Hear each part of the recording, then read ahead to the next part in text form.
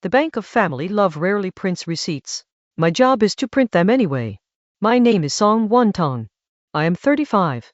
I coordinate ethics intake at a city hospital. That means consent language, capacity questions, pressure maps when relatives disagree in hallways. It does not mean I imagined my own living room would start looking like a case file. My father died when I was small. Mother, Shen Pei, raised my older brother Song Chengyu and me with one spine and two different expectations. He carried the surname Pride. I carried the quiet grades. Harmony looked perfect on holidays. Harmony often meant nobody asked what happened on Tuesday afternoons. At 66, Mother had a stroke. The first sign was soup spilling because her fingers misjudged distance. The second sign was a joke that arrived 3 seconds late, as if her mind took a side door. Emergency room fluorescent light made everyone look accused. I held her cold hand and read the consent for imaging out loud without rushing. Her right leg dragged slightly. Her memory began dropping stitches. A neurologist looked at us calmly and said the part families hate. Clarify roles early. Clarify money early. Clarify who speaks for her if she cannot speak for herself. He was not inviting war. He was naming weather. Mother invited me for tea on a Thursday. The apartment smelled like oranges and old fabric. She pushed a bank card across the glass table like it could slide guilt away. "Won-tong," she said, "I owe you. When your brother was fevered and we were broke, I used your childhood savings. You acted like you did not notice. I noticed you noticing."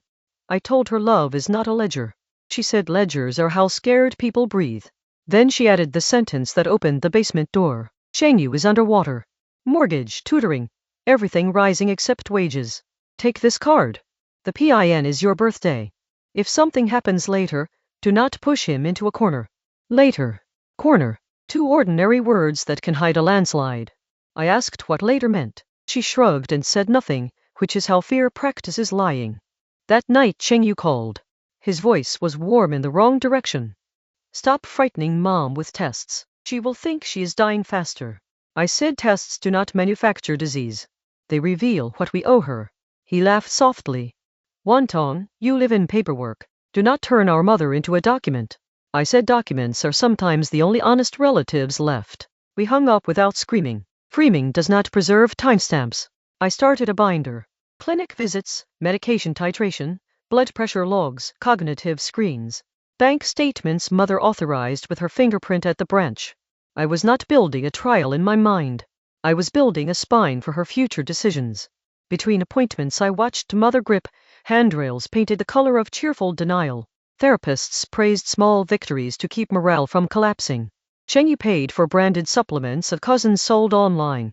I said evidence first, branding second. He said I insulted family loyalty.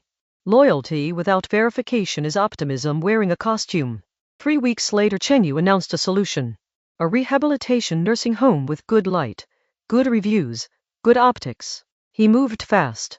Fast is not always kindness. Sometimes fast is fear that someone else might arrive first with a pen.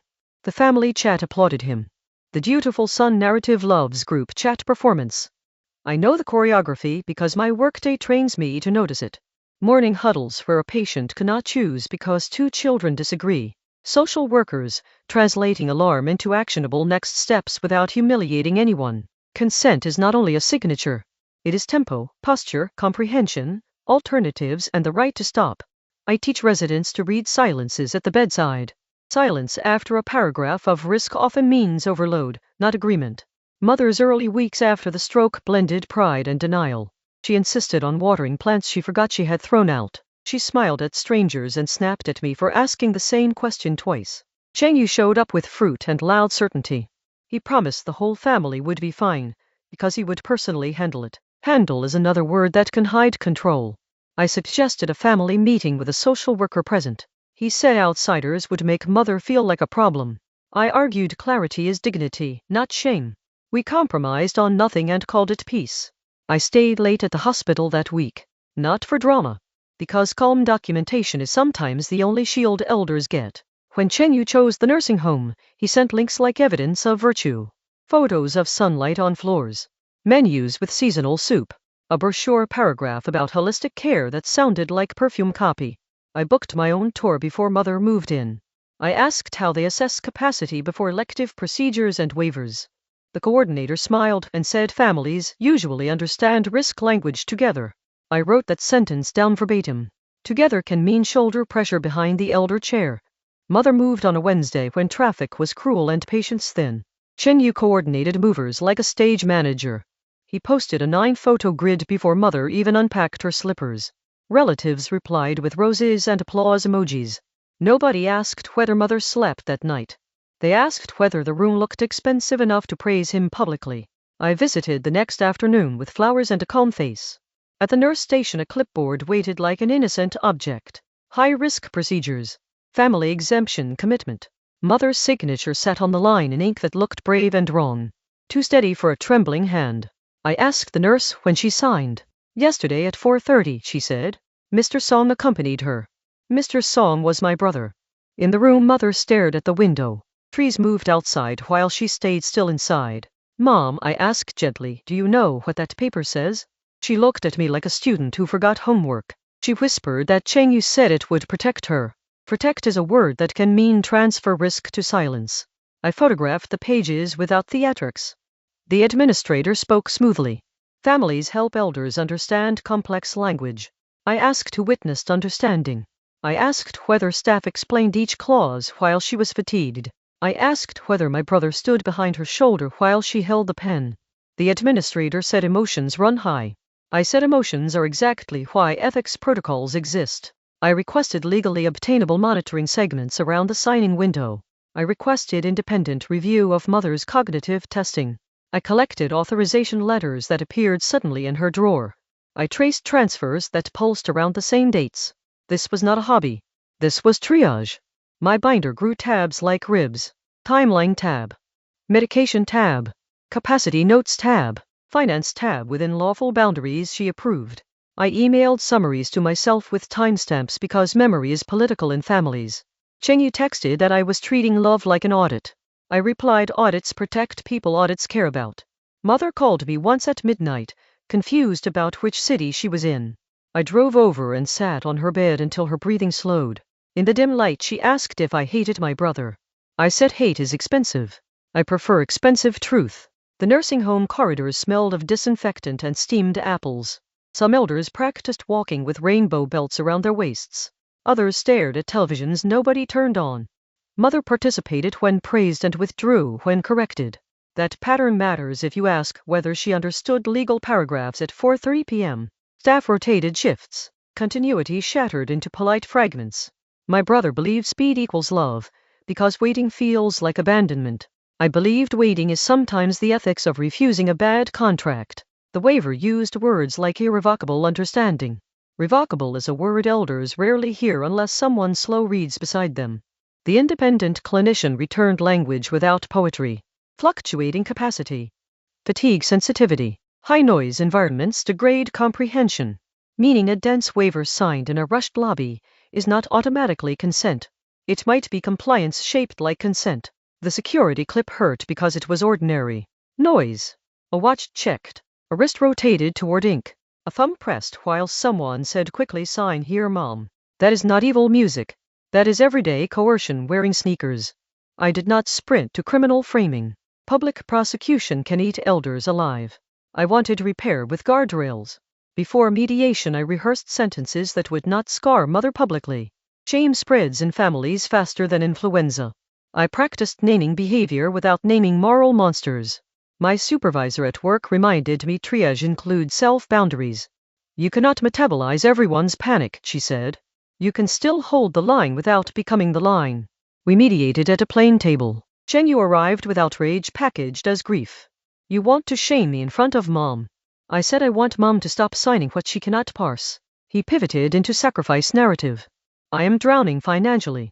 If she falls again, I collapse. Pain can be real and still not authorize shortcuts. Mother cried the sentence every Chinese family fears. Do not let siblings become enemies. I told her enemies are optional. Forgery of agency is not. We reached modest outcomes. The mediator repeated each term slowly until Mother's eyes tracked every noun. Suspension does not erase harm. It buys time without buying silence. Cheng Yu agreed to third-party bookkeeping because pride costs less than prosecution sometimes. He still believed he had been protecting Mother from bureaucratic cruelty. I acknowledged his fatigue without conceding his methods. That distinction took 6 meetings. Suspend contested waiver pending reconsent with neutral witness. Freeze suspicious transfers pending review. Rebuild financial transparency with dual alerts. Nothing felt cinematic. Everything felt livable. That does not mean it felt fair. Fair is a child's word. Adult repair is workable, auditable, survivable. Cheng-Yu and I still flinch when we share an elevator. But we exchange information about mother's blood pressure without performing war. We are not healed. We are scheduled. I moved mother nearby. Rotating aids. Split passwords. Paper trails that relatives could criticize but not deny. Relatives called me cold. Cold is sometimes the temperature of clarity. Mother still flinches when Cheng-Yu calls. But she now asks one question before anything touches her thumb. Read it with one tongue slowly. Slowly is the ethics of love when capacity wavers. Sunday dinners became shorter but cleaner. Nobody performed forgiveness speeches. We passed dishes and watched mother lift her chopsticks, without tremor on good days. On bad days she confused the soy sauce with vinegar, and laughed too loud to cover embarrassment. Capacity is not a statue. It is weather. Ethics asks what weather was present when ink met paper. I kept volunteering at the hospital ethics line once a month. Strangers told me stories that rhymed with mine. A daughter whose brother moved assets while praising filial duty in public. A son whose sister signed for surgery while their father asked for water only. The pattern is older than our apartment buildings. Modernity only changed the surface tools. Chat logs instead of whispered kitchens. Fingerprints instead of seals. Same hunger for plausible deniability. I stopped expecting relatives to applaud boundaries. Boundaries sound selfish until your elder loses the ability to bargain fairly. Then boundaries become structural mercy. Mother began asking me to define words that frightened her on television. Deepfake, phishing, forced arbitration. We practiced plain language like stretching before walking. Cheng-Yu sometimes listened without interrupting now. Progress is uneven. I accept uneven if it protects her next signature. If you are listening and you are the obedient child, hear this. Your obedience is not virtue when it feeds someone else's appetite for convenience. Hold the pen with your parent. Read each line aloud. Pause at commas.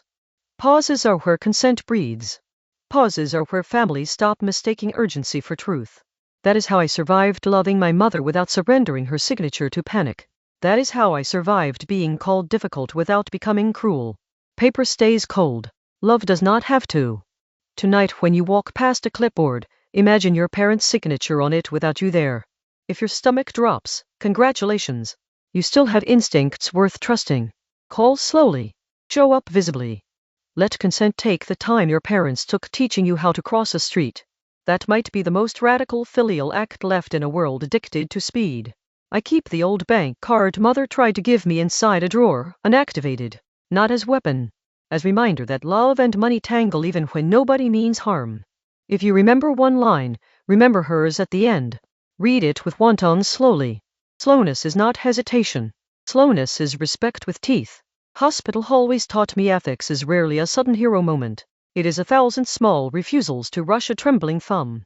It is writing the date in full. It is repeating a risk until the elder's eyes steady. It is choosing repair over spectacle when your family watches. Song Wonton is only a name. The practice is yours. After the mediation I slept 12 hours straight.